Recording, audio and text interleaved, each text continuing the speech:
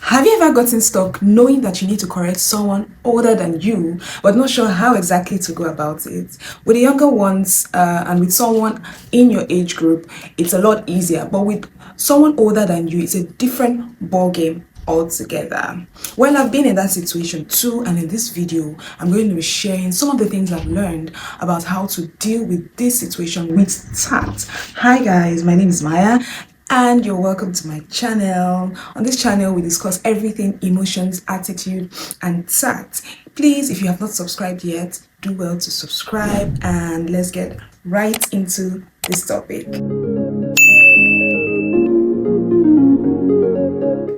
So welcome back.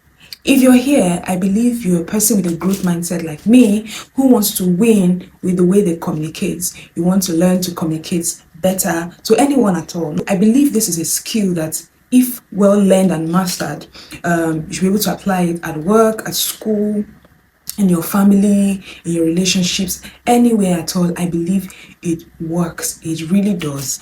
Okay, so what does it mean to even correct? What does it mean? It's simply trying to get something from a particular state to a better state, right? You feel a certain way about something right now. You want to feel better about that thing, and the only way you can do that, because you're not a magician, is to communicate, right? And and the whole essence of that communication is to get that thing from the way, from making you feel the way you feel to making you feel better, from a bad state to a good state, from a good state to a better state, from a bad state to even the best state, right? So that is simply what it is. So that brings me to the next question. Why then do you need to, why then do you need to correct? Correction, right? Or rather, the need to correct dwells largely on our emotions. I'll explain that. So it's largely about how you feel, right? And I don't want to say unfortunately, or maybe fortunately, you are the only one that knows how you feel, right? And this particular feeling can be relative. It's important we understand this. This feeling can be relative. I can feel a certain way based on my morals. I can feel a certain way based on my faith. I can feel a certain way based on the law. So as far as all of these factors are concerned, if I feel that thing is wrong, then it's wrong to me. If I feel that thing is right, then it's right to me, right? So if I'm in a space where somebody is doing what I consider wrong, I need to speak up, right? Because it can largely affect my relationship with the person. So let me also mention that some of these things, like the way you feel, can be based on more than one factor at the same time. An example is stealing, right? If someone steals, it's against me as a person, it's against my morals, it's against my faith, and it's against the law. So on all of these grounds, it is wrong.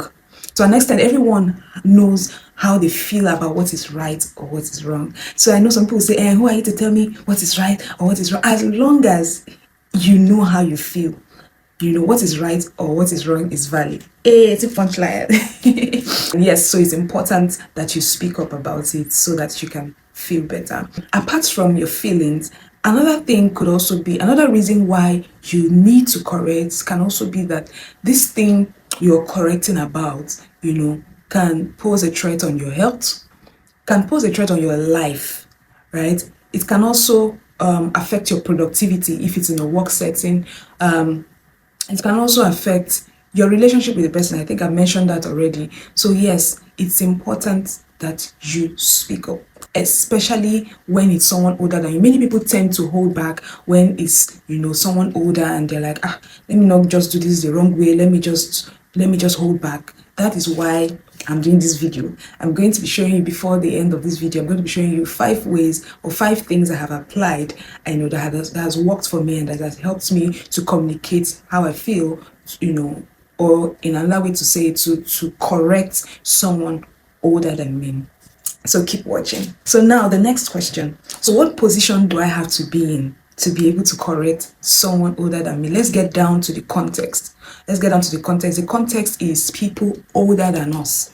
1, you need to be a person of notable character, first of all, because you couldn't have been living your life anyhow and doing things anyhow, and all of a sudden you now want and this person you want to correct has known you, to be a person that is careless with their character, with the way they speak and all of that, and now here you are, you want to correct the person. Chances are the person would not even want to give you attention at all, because you have not proved, in the past you've not proved in the past that you're a person of character, right? So you want to, I don't know how you would make up for that in a short time before you have the conversation, but it's important that you are in that place where over time, you have positioned yourself as a person of character. Another thing you want to do is you really want to internalize, right? You want to check, we said that this thing is largely centered, correction is largely centered on emotions, right? So you want to really check how you feel. You want to really be sure that it's not based on something else that is not, what's the word? That is not valid, right? You want to be sure that, because it's not, I'm sure it's not everything you want to bring up, as a correction. There are things that truly can be ignored, like they are not that weighty, right? So remember, like I said, if it's something that's, it's going to affect your productivity, it's going to affect your relationship with the person based on how you feel, it's going to affect your life, it's a threat to your life, it's a threat to your health and all of that stuff. Yes, so you want to be sure, you want to give it some time, you want to be sure that it's not you are not even having a problem with yourself where you have to deal with your own emotions, where you get triggered easily, by every other thing, not just from that person. You want to be sure, oh, has this person even done it before? Do I give this person a benefit of doubt? Or you just want to check yourself. You want to give it a little time. But I'll give an exception to a case of a paid service, right? And I would explain that when I continue. And then you have really internalized and you're sure that it's coming from a good place, a place of love, a place of concern. If it's not coming from a good place, you might just begin to rage, and you might just, attend to the situation the wrong way. If possible, write down how you feel. This is the point where you want to be sure, you want to internalize, and probably take it a step further, to writing down how you feel. As this thing was done to you, nobody can come, and tell you, oh, this is how you feel. You know how you feel, right? It was done to you, so you alone can interpret how you feel. So do well to check your heart. Don't be too quick to correct. Exactly, that's what I'm trying to say. Don't be too quick to jump at correcting, people, especially people older than you. So another good position to be in to give someone older than you correction is a position of, knowledge. A very good position of knowledge, a position where you are sure you know what you want to say, right? So after you've internalized, after you're sure about how you feel, you also want to be sure about what you want to say. Have you gotten enough knowledge about that thing to be able to correct that person? Because you don't want to go and start sounding like a broken record. You don't want to start sounding like a broken record. Meanwhile, the person is looking at you like, are you kidding me? Are you telling me what I know? So you want to, that is why before all of this, prayer must have gone ahead.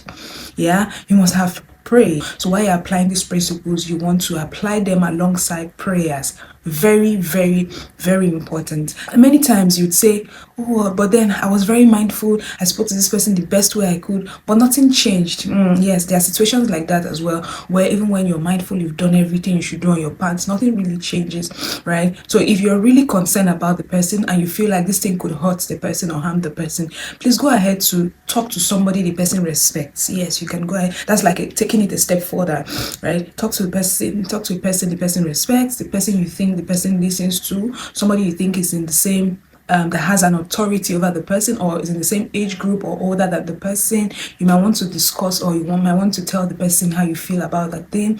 Again, you know how you feel, so you're in the best place or in the best position to express to the person. If after the person has done their best as well, the thing still remains the way it is, then you know that you gave your best, right? You just keep praying for the person and trust that one day, the person will stop doing that thing. So let's go to the next conversation. How then do you correct somebody older than you? Okay, so before I move on to telling you the steps or the things I applied, that helped me, I'm going to quickly tell you my experience, my story. So many years ago, I was living with someone older than me. Remember I mentioned earlier that you could feel a certain way about a thing based on your morals, your faith, the law, and I didn't mention you could also feel a certain way about a thing on a personal basis, right? So that applied to that applied in this my story,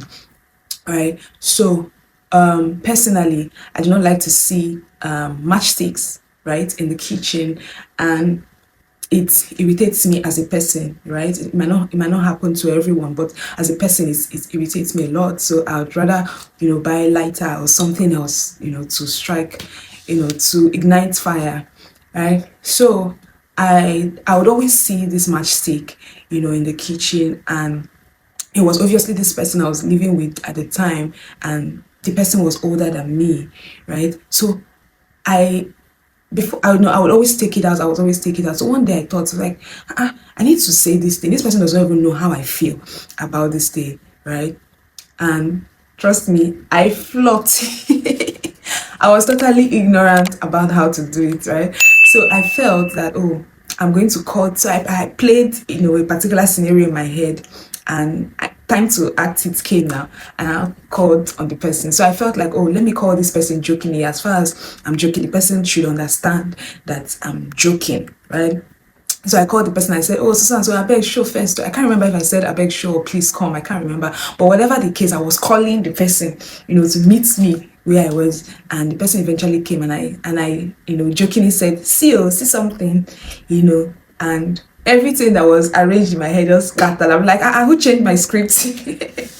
Who changed this script? What's happening? Because the person's response was, "Wait, so this is why you called me here? So this is why you called me here, buzz, everywhere. Problem was not solved.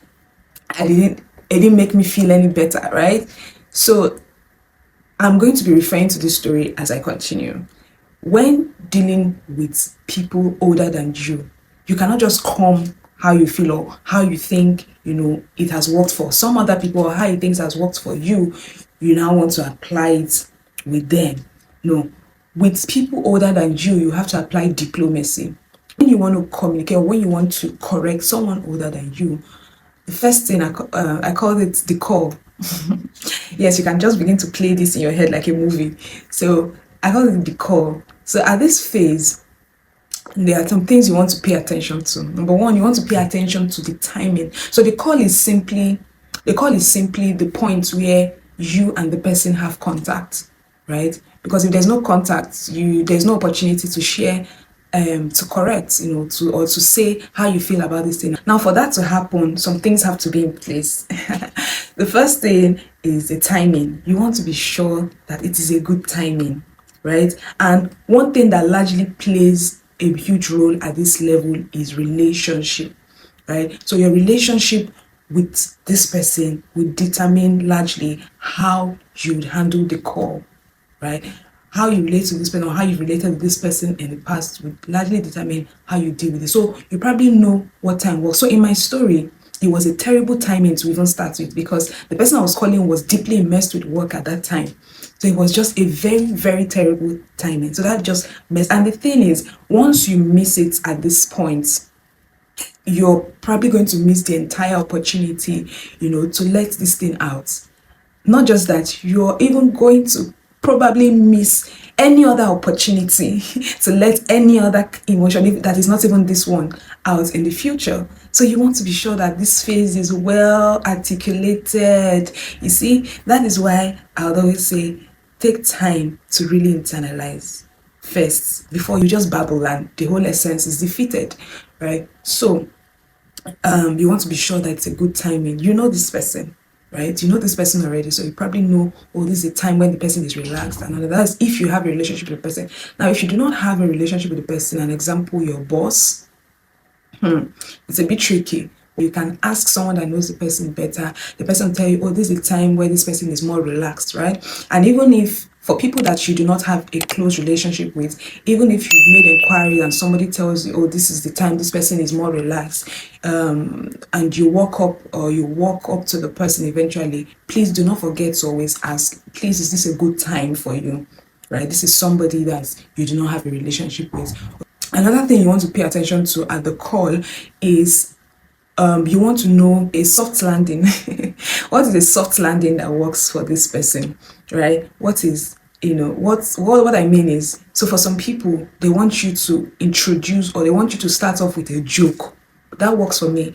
If you're trying to correct me and you're starting off jokingly, you've gotten my attention already, right? So for some other people, so in my story, I was calling this person to meet me where I was. That was obviously not a good starting point. That was a trigger instead. Some people want you to meet them where they are and not calling them to meet you where you are.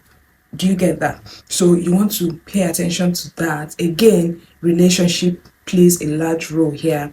Remember, when you're doing this, you're not being stupid, you're not being weak, you are the mindful one. You're mindful, you're very demure, you're very mindful, and you want to win with the way you communicate. That is why you're going the extra mile to do all of these things. I know it might sound funny, like, does this even make any sense? Oh, at the end of the day, you find out that the goal, the essence of this whole thing, is being achieved. So at this point, I need to also mention that there might be an exception in the case of a paid service, right?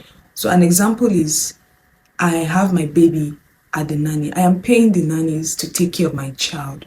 And then one day I walk into the nannies, or maybe I come in earlier than I should, to pick up my child, and I see that the nanny is trying to choke my baby with food. The nanny is older than me. She's like a mommy, like a mama. As much as I'm mindful and I'm tactful and I'm very demure, I know once, this is a perfect example of something that could pose a threat to my baby's health or my baby's life, right? So I might not want to give it, that perfect, take so much time to do that call. In the case of a paid service, right? As much as you want to attack or deal with that at the moment, you also have to be mindful of the tone of your voice. You also want to be, careful how you put the things you put in person, because this person is still older than you. What you can do is to probably take your child away. If you keep shouting and shouting, the person might still do it again, but you will not be there, right? You want to be able to communicate at the end of the day while speaking to this person. You want to make sure you've communicated how you feel. All right, so let's say you have successfully established a call, successfully established contact between you and this person that is older than you. The next thing you want to do, which is my number 2, is to affirm, right? You want to affirm, oh, I know that you have done this well, you have done this. As much as you can, affirm all the things that the person has done right in the past. If there has been any benefits to you, you want to mention what benefits you have derived from that thing. And once that is done, that's just straight to the point. So what you did at the core was that you gained access. At this point of affirmation, you are now going ahead to lay that good foundation, and I think that's just a perfect start. After the affirmation stage, you have laid a good foundation. The next thing you want to do, which is my number 3, is to find a good correlation. Oh my God, I hope this grammar is not too much. So what I mean is, you want to find a very good place to bring up the conversation. So an example is, I called this person over, the person successfully came, I have affirmed the person. All right. So I might want to say, ask the person, right? And questions also work at this phase.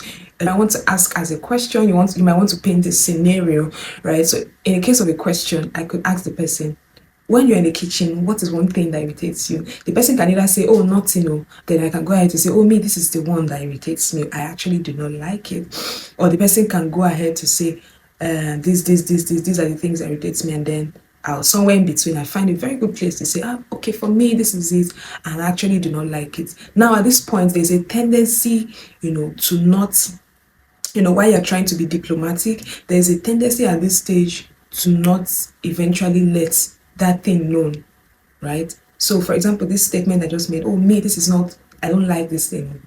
I have not directly, or I have not told the person that the person actually does it. Do you get that? I have not mentioned to the person. So the person might just be enjoying the conversation and not have a mental note about the fact that the person does it as well, right? So while you're saying this, while the conversation is going smoothly, you can also mention, I think, and I've seen you do it 1 or 2 times. I actually do not like that thing.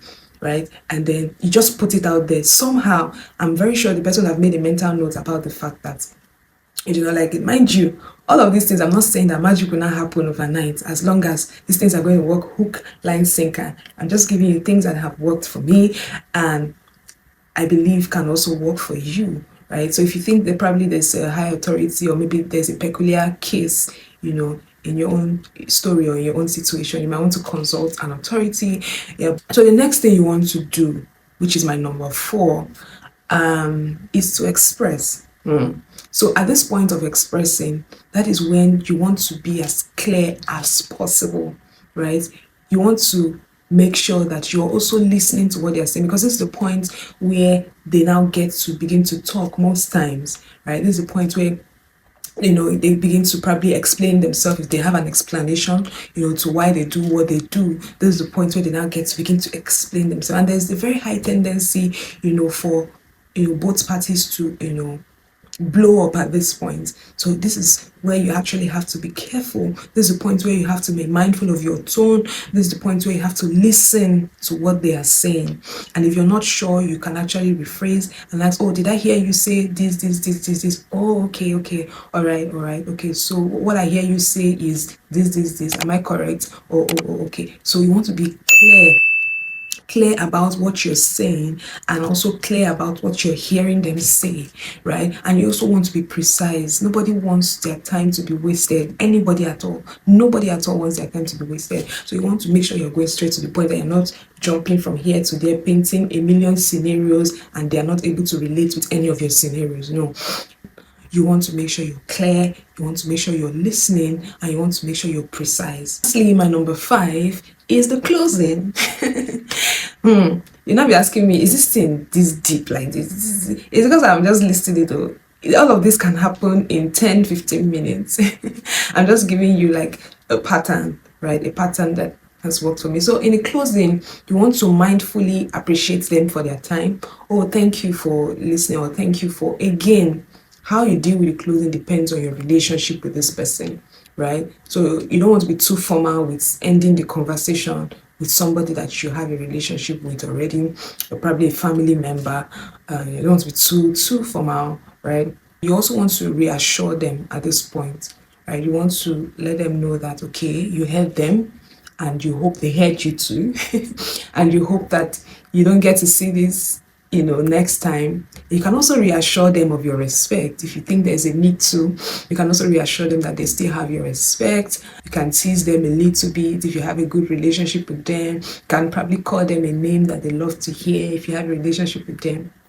You see, trust me, at this point, you find out that you're having a seamless conversation. You have just communicated, and in the midst of that seamless conversation, you have communicated how you feel without mincing words, right? The only thing that happened, the only difference is that you were mindful about how you said what you said, and that is the end of this video. So while I was putting this together, apart from my experience, I did a little research and I asked a few people, and I found out that from their stories or from their experiences, I found out that all of these things I listed were featured, right? So I thought to myself, oh, so this thing works across different platforms. Someone shared their experience from church, another shared their experience from family, okay, another from work. And I found out that each of these features, each of these things I mentioned, from the call to affirmation, to the correlation, to expressing, and then the closing, featured in every of these places.